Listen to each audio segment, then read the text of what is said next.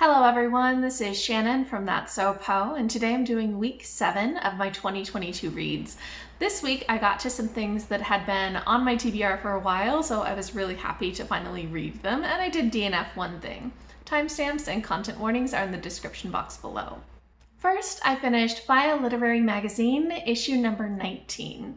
My husband Sush and I read this out loud to each other, and it felt so good to read this because it was the last issue from 2021 that we had not yet read. So we are now done with all of the 2021 FIYAH Literary Magazine issues, so that felt great.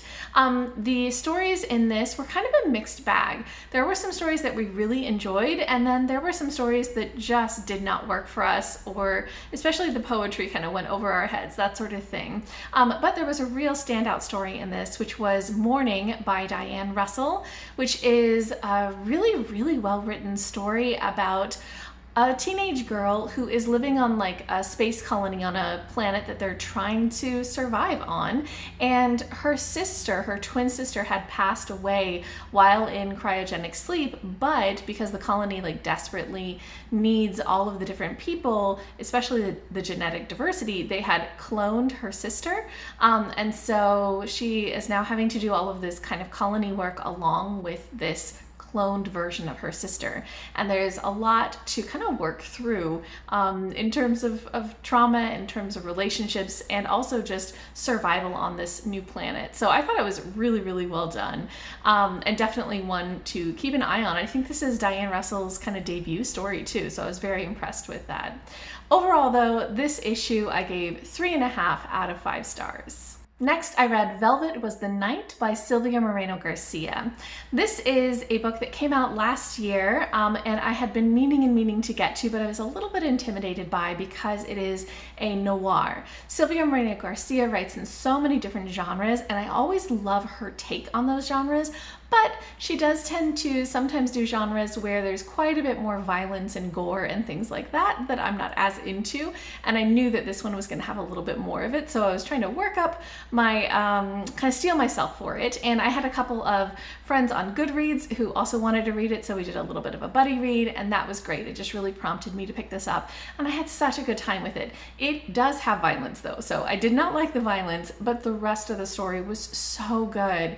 It takes place in 1971 in Mexico City, and it follows the most interesting characters. So in kind of the 60s and 70s, the Mexican government was really trying to suppress student kind of demonstrations and rebellions and things like that. They wanted to silence any opposition, and they were pretty violent about it, and they had some groups called the Hawks who would infiltrate students and like beat them up and things like that. So one of the characters we follow is one of these thugs, Elvis, and he is sort of obsessed with American rock music and things like that, and just sort of a little bit of a guy who doesn't have very many options in life, and so he kind of fell into this job, and he doesn't really have any political leanings or care. He's just trying to get by.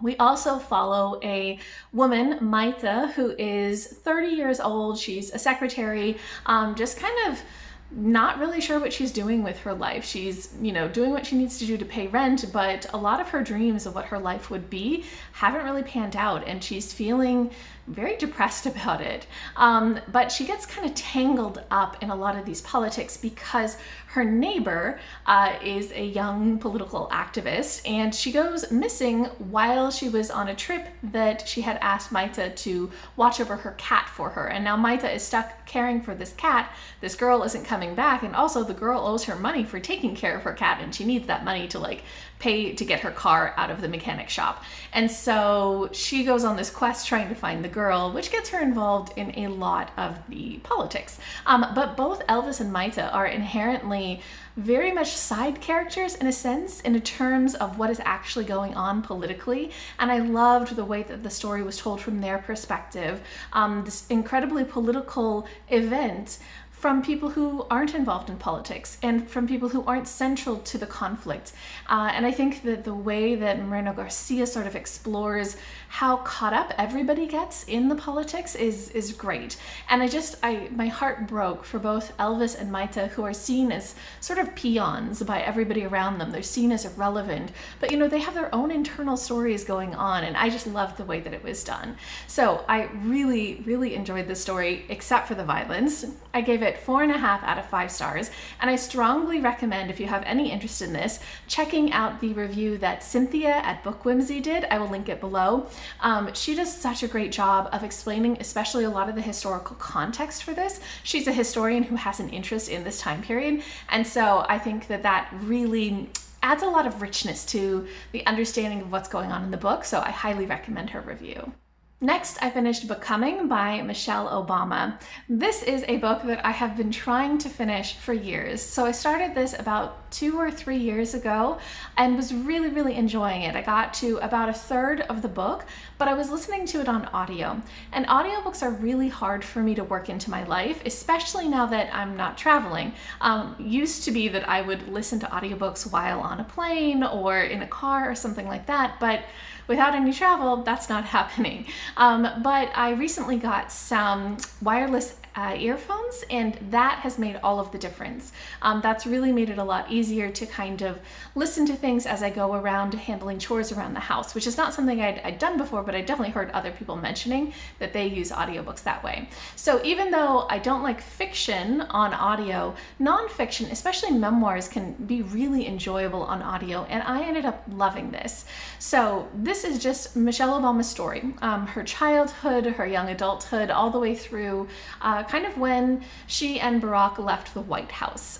And it is just such a beautiful story. I just loved hearing her talk about her experiences growing up in the south side of Chicago.